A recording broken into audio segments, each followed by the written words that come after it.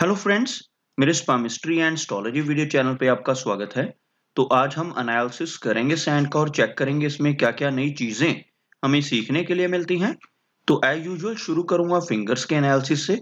उसके बाद चेक करेंगे फिंगर्स की सेटिंग को एंड माउंट्स को, और सबसे लास्ट में हम चेक करेंगे लाइंस को। इस तरह से पूरे हैंड का जो एनालिसिस हम कंप्लीट करेंगे।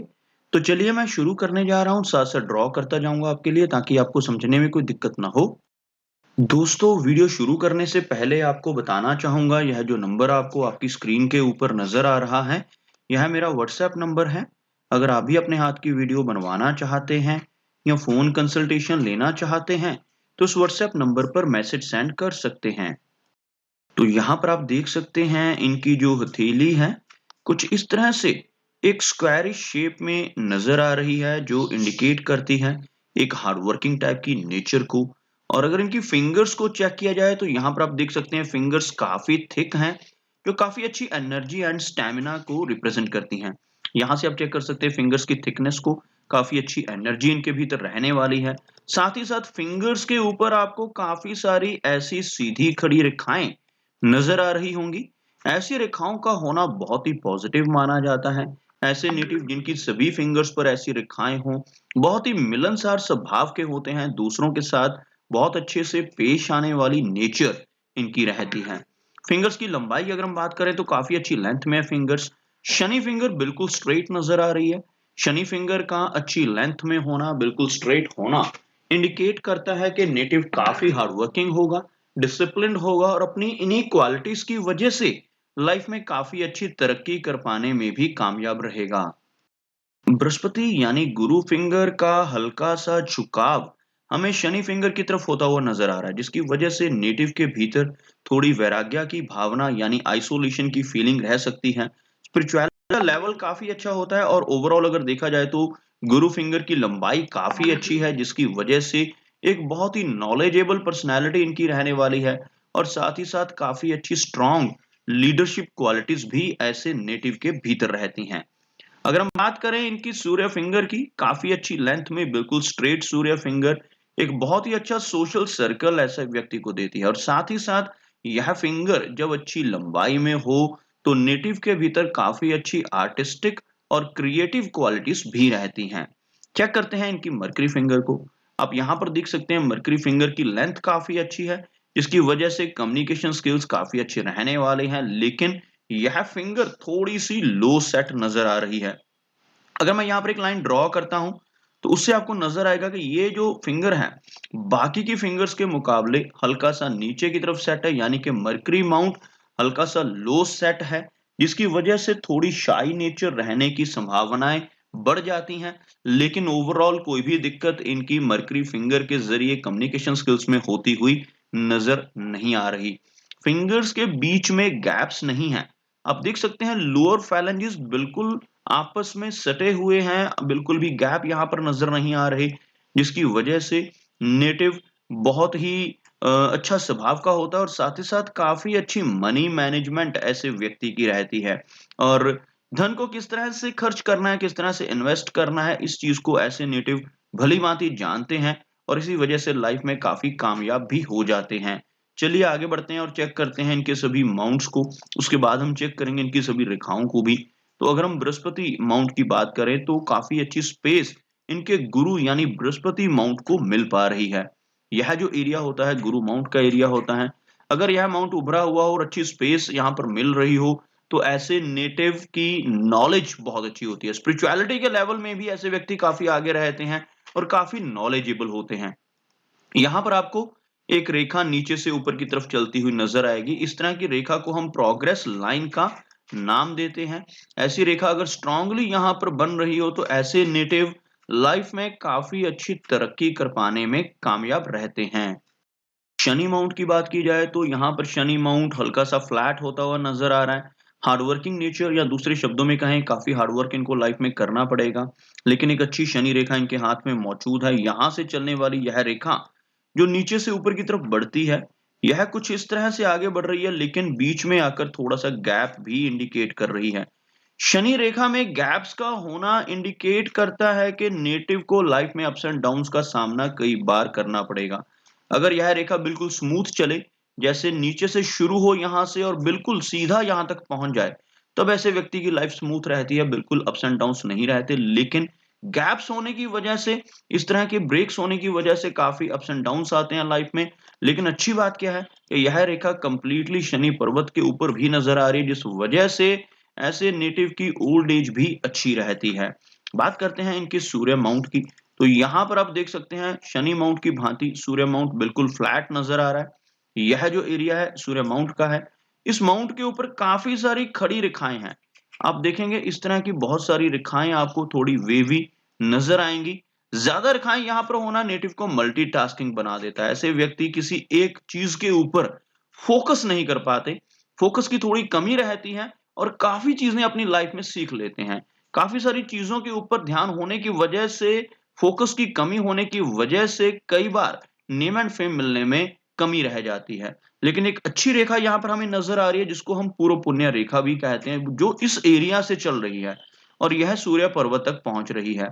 यह जो एरिया है सूर्य पर्वत का एरिया है और यहां से मंगल का जो आउटर मार्स का एरिया, वहां से अगर कोई रेखा उठकर सूर्य पर्वत पर पहुंच जाए तो इसको पूर्व पुण्य रेखा कहा जाता है। और ऐसी रेखा होने से नेटिव अपने पूर्व जन्मों के पुण्य कर्मों की वजह से इस जन्म में भी नेम एंड फेम पा लेता है। चलिए आगे बढ़ते हैं, चेक करते हैं इनके मरकरी माउंट को। मरकरी माउंट का जो एरिया है यहाँ पर हल्का सा लो सेट जरूर है, लेकिन काफी सारी खड़ी रेखाएं आपको इस एरिया के ऊपर नजर आएंगी। इस तरह की रेखाएं होने से नेटिव का बिजनेस एक्यूमेन अच्छा रहता है। बिजनेस करने की जो क्षमता है ऐसे व्यक्ति की काफी स्ट्रांग रहती है। इन रेखाओं को हम हीलिंग लाइंस का नाम भी देते हैं। ऐसे व्यक्ति दूसरों की प्रॉब्लम्स को दूर करने वाले होते हैं। ऐसे व्यक्ति के भीतर ऐसी क्वालिटीज रहती हैं कि अपने शब्दों से, अपने कर्मों से, अपनी सलाह या कंसल्टेशन से दूसरे लोगों की प्रॉब्लम्स को दूर कर सकते हैं।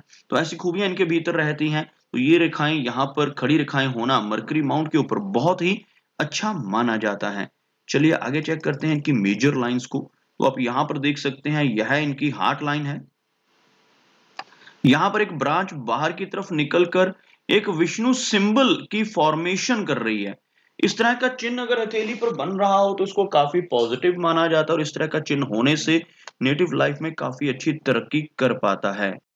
लोगों की हथेली पर ऐसा वी सिंबल बनता है, ऐसे व्यक्ति भाग्यशाली तो होते हैं, लेकिन अगर ऐसा नेटिव गलत रास्ते पर चलकर बेईमानी से धन कमाने की कोशिश करे तब लाइफ में बहुत सारी दिक्कतों का सामना भी इनको करना पड़ सकता है। इसलिए जिनके हाथ पर भी ये चिन्ह बनता है उन्हें हमेशा यही सुजेस्ट करता हूं कि लाइफ में गलत रास्ते पर चलकर धन कमाने की कोशिश ना करें। अगर ऐसा करते हैं तो लाइफ में बहुत सारी दिक्कतें और अड़चने आ सकती हैं। ओवरऑल हार्ट की लाइन बहुत अच्छी नजर आ रही है। यहाँ पर कोई भी मेजर इश्यू नहीं है। हल्की सी वीकनेस इस एरिया में आती हुई, थोड़ा सा यहाँ पर यह रेखा वीक होती हुई, जो मिडिल एज में इन्हें ब्लड प्रेशर जैसी दिक्कत दे सकती है, लेकिन कोई मेजर इशू यहाँ पर इनकी हार्ट की लाइन के जरिए नजर नहीं आ रहा। माइंड लाइन की अगर हम बात करें तो बहुत अच्छी लंबी माइंड की लाइन। हल्का सा नीचे की तरफ झुकाव इस रेखा का होना इंडिकेट करता है कि नेटिव की इमेजिनेशन ज्यादा रहेगी। ओवर इमेजिनेशन ऐसे व्यक्ति की रह सकती है, जिसकी वजह से थोड़ा स्ट्रेस या तनाव भी हो सकता है। और एक चीज और आप देखेंगे यहाँ पर एक ब्रांच इस रेखा से निकलकर नीचे की तरफ चलती हुई इस तरह का बाइफोर्क यहाँ पर क्रिएट करती हुई, इस तरह का बाइफोर्क जिसे हम राइटर फोर्क के नाम से भी जानते हैं। ऐसा फोर्क होने से ऐसे व्यक्ति के भीतर काफी अच्छी क्रिएटिविटी रहती है। ऐसे व्यक्ति लेखक बन सकते हैं, आर्टिस्ट बन सकते हैं, कुछ ना कुछ ऐसी खूबी इनके भीतर आ जाती है। लेकिन अगर ऐसा व्यक्ति कोई भी ऐसा काम नहीं करता जिससे इनकी इमेजिनेशन यूज हो सके, तब यही रेखा तनाव देने का कारण भी बन जाती है। इसलिए जिनके हाथ पर भी इस तरह का बाइफोर्क माइंड लाइन के ऊपर बनता हो, उन्हें कुछ ना कुछ हॉबी जरूर परस्यू करनी चाहिए, कुछ ना कुछ क्रिएटिविटी का काम लाइफ में जरूर करना चाहिए। ओवरऑल अगर देखा जाए यहाँ पर इनकी लाइफ लाइन और इनकी माइंड लाइन के बीच में काफी अच्छा गैप आपको नजर आएगा।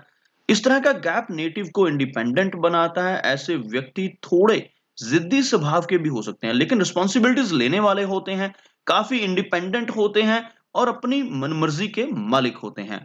चलिए आगे बढ़ते हैं और चेक करते हैं इनकी लाइफ लाइन को। तो यहाँ पर आप देख सकते हैं लाइफ लाइन के बीच में हल्का सा एक आइलैंड का फॉर्म बनता हुआ नजर आ रहा है।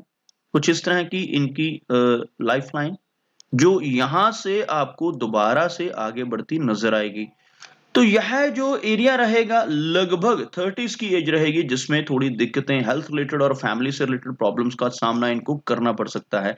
लेकिन आगे इनकी रेखा बाहर की तरफ से आगे बढ़ रही है, जिसकी वजह से यह काफ़ी एक्सट्रोवर्ट हो जाएँगे और काफ़ी कुछ नया सीखेंगे और लाइफ में खुद के बल पर आगे बढ़ने की क्षमता को विकसित करेंगे। एक लंबी लाइफ़लाइन यहाँ पर लगभग 80 के आसपास की एज को दर्शाती है। उसके साथ-साथ लाइफ़लाइन के अंदर ऐसी रेखा का होना इंडिकेट करता है कि थोड़ा अग्रेशन ज़्यादा रहेगा, लेकिन प्रॉपर्टी के मामले में ऐसे व्यक्ति लकी रहते हैं, अपनी लाइफ़ में काफ़ी अच्छी प्रॉपर्टी बना पाने में भी कामयाब रहते हैं। और आप देख सकते हैं यहाँ पर इनकी वीनस एरिया के ऊपर, वीनस जो यह जो एरिया रहता है, इसके ऊपर काफ़ी सारी वरी लाइन्स नज़र आ रही हैं। ऐसी रेखाएँ होने से मैरिड लाइफ़ में थोड़ी इंस्टेबिलिटी आ सकती है, फैमिली की तरफ से मिलने वाले सुखों में कुछ कमियां महसूस हो सकती हैं। वीनस यहाँ पर थोड़ा-सा कमज़ोर होता हुआ नज़र आ रहा है इन रेखाओं की वजह से, जिन्हें हम वरी लाइन्स का नाम देते हैं।